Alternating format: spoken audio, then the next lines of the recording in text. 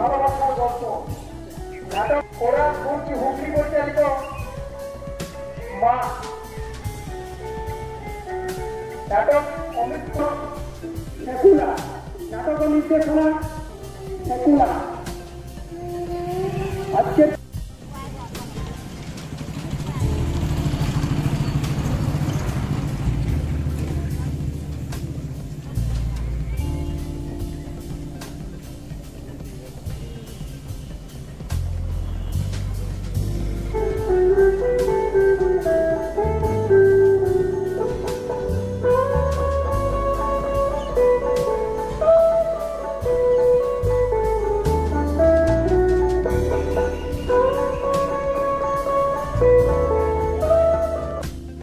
না কিছু কিছু ক্ষেত্রে দেখুন আপনার কিছু কিছু আমাদের লোকাল ছেলেরা অনেক যাত্রা করে।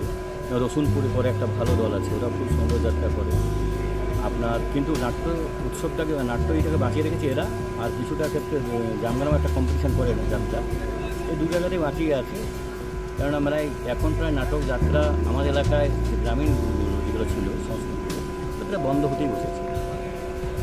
রাজ্য সরকার থেকে তো ব্যাপক ব্যবস্থা করা হচ্ছে তাদের সরকার থেকে নাট্যসেনাকেও প্রায় 11-র পর থেকে তো প্রত্যেক জায়গাতে নাট্যসেনা প্রতি নাটক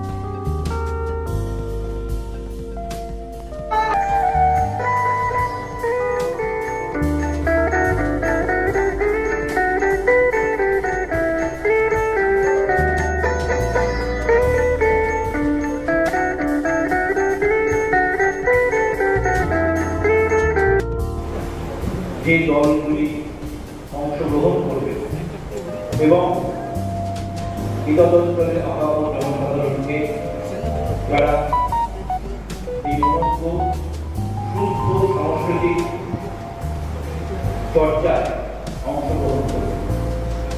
সুস্থ সাংস্কৃতিক চর্চা যাতে মানুষের মন বিকশিত হয়, আমাদের ভাবনা চিন্তার স্তরটাকে বাড়ে, সেটা খুব জরুরি। বিনোদনের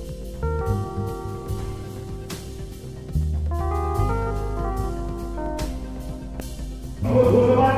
এরপর নাট্যসেনা যে থিম সং তা বাজানো হবে এবং তারপরে আজকে শুরু হয়ে যাবে আমরা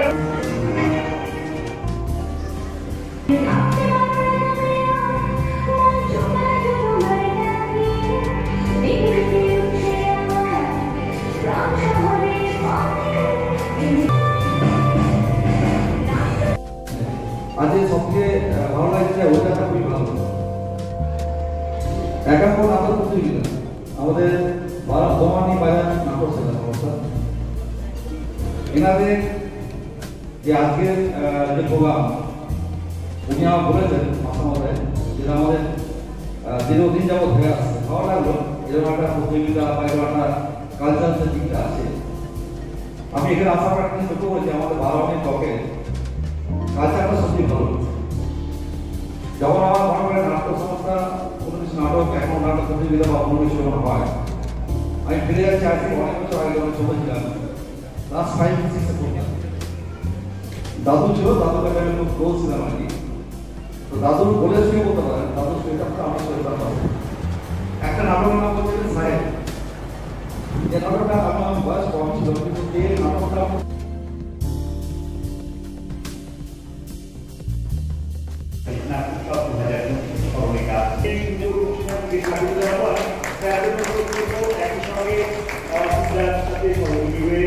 এই স্মরণিকা 2025 আমরা থিয়েটার ফেস্টিভ্যাল ফর মাইন্ড 2025 স্মরণিকা প্রকাশিত হচ্ছে।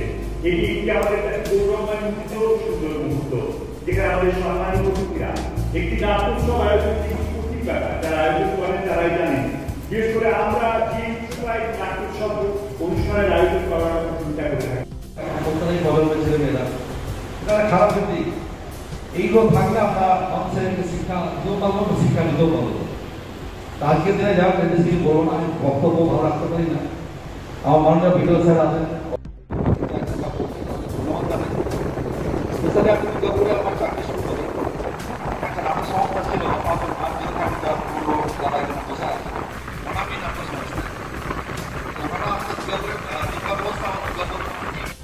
নাট্যসেনা